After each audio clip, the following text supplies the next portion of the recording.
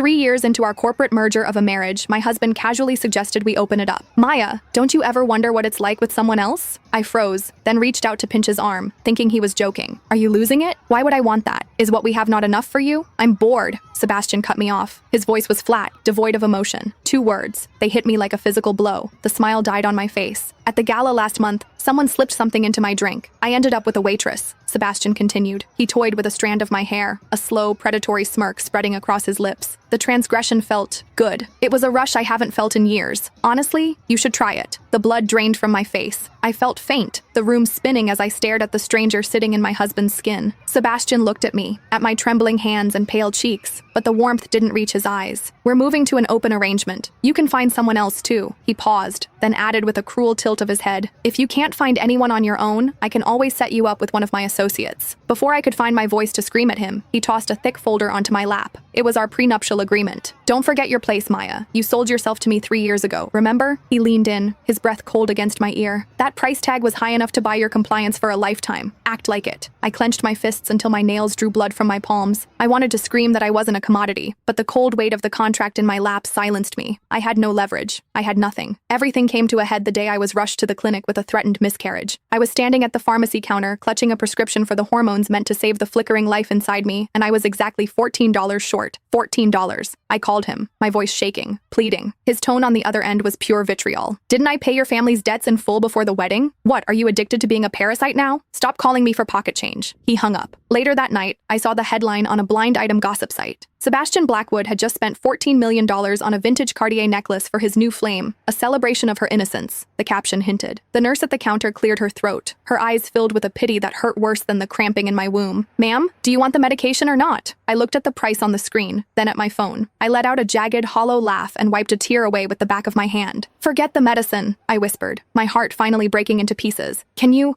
help me schedule the termination? I can't keep it. A $2 million marriage. It was time to close the books. The moment I stepped out of the procedure room, my phone buzzed. A bank notification. A deposit of exactly $14. There was a memo attached to the wire. Buy your pills. Stop embarrassing the Blackwood name. I stared at the screen, my mouth twisting into a grotesque smile. $14 was enough to cover the copay for the medicine I no longer needed, but it wasn't nearly enough to cover the cost of the abortion I'd just undergone to save myself from his legacy. I knew Sebastian wouldn't give me another cent. He liked the power of withholding. Swallowing my remaining pride, I reached out to a group chat of people I used to call friends. I needed $317, the balance for the hospital fees. Added to the meager savings I'd hidden away and Sebastian's insulting $14, it would be just enough to settle the bill for the standard procedure. The replies came almost instantly. Wow, the great Maya Vaughn is begging for scraps? Did you blow through that $2 million already?